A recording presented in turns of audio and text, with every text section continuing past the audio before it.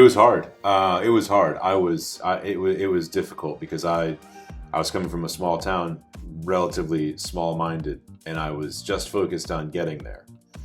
And so that was the only goal. So when I got there, I had a lot of learning to do. I had a lot of growing up to do. Okay, give me some of the things you remember. Some of the things that stay in my mind. That you can talk about. Right. There's a lot. There's a lot. There's a lot of stuff. No drama. This podcast is a no drama podcast. Yeah, that's a good question. Some things that I remember specifically. I think for me, I was so focused on getting out. I wasn't very good at having relationships. Had you ever had any? I had some friends, and I had some girlfriends, and obviously my family, but it always felt like I knew those were temporary because I knew I wanted to leave.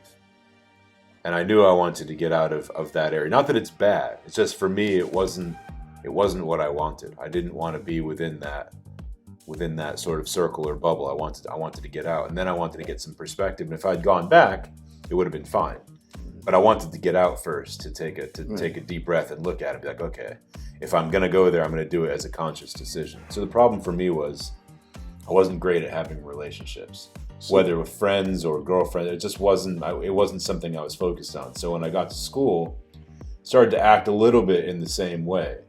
And some of my friends were like, listen, why would you do that? We're friends.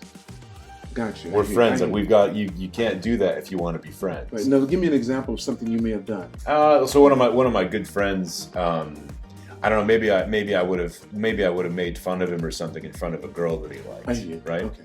Just joking, but I went too far.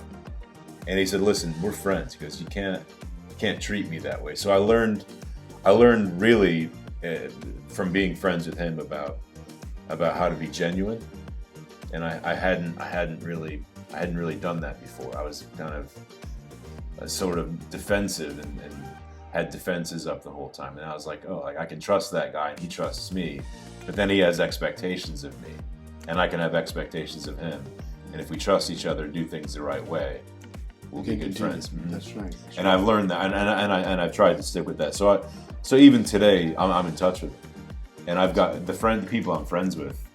I can call them. I haven't seen them in 20 years, but when I call them, it's exactly the same.